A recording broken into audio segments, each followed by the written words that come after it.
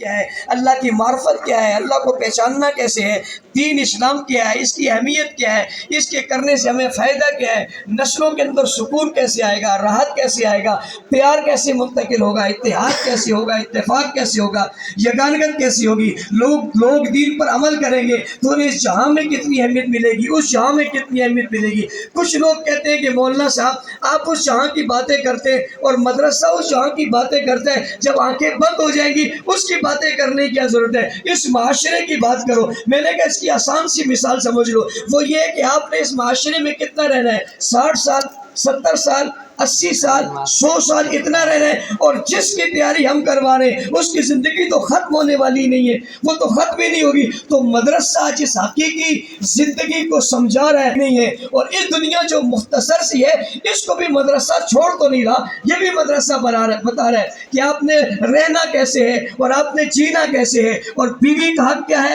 اور باپ کا حق کیا ہے، اور ماں کا حق کیا ہے، اور پڑوسی کا حق کیا ہے،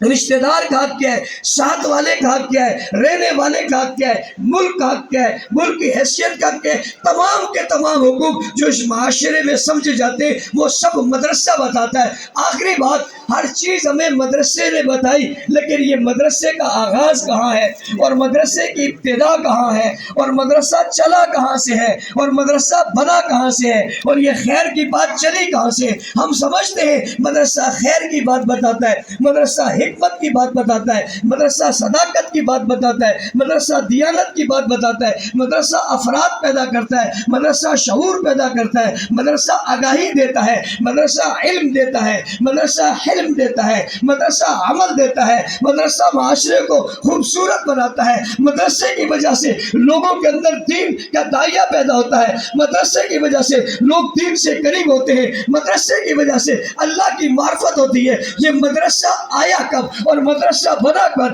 اس مدرسے کی جو بنیاد آپ دیکھنا چاہیں گے تو آپ کو بیت اللہ نظر آئے گا، استادوں میں محمد الرسول اللہ نظر آئیں گے، اور شاگردوں میں حزب اللہ نظر آئیں گے۔ آپ وہاں سے آگے جائیں گے تو آپ کو مدینہ منورہ میں صفا کا چبوترا نظر آئے گا، کہیں صفا کا چبوترا نظر آئے گا، استادوں میں محمد الرسول اللہ نظر آئیں گے اور شاگردوں میں حزب اللہ نظر آئیں گے۔ مدرسے کی ابتدا وہاں سے ہوئے گی۔ آج کوئی میرے مدرسے کو برا کہے یا میرے مدرسے پر تنقید کرے یا ہمارے مدرسے کو قید کرنے کی کوشش کرے یا مدارس پر سر لگا کر انہیں غلام بنانے کی کوشش کرے، میری ذمہ داری ہے، آپ کی ذمہ داری ہے، علماء کی ذمہ داری ہے، اور الحمدللہ علماء نے اس ذمہ داری کو نبھایا۔ آج کی حکومتوں نے اگر اس بات کی کوشش کی کہ وہ مدرسے پر کوئی قدغن لگانا چاہتے یا انہیں قید کرنا چاہتے یا ان کی آزادی سلب کرنا چاہتے یا ہمارے نصاب پر ڈاکہ مارنا چاہتے، شب خون مارنا چاہتے، تو میدان عمل میں آئے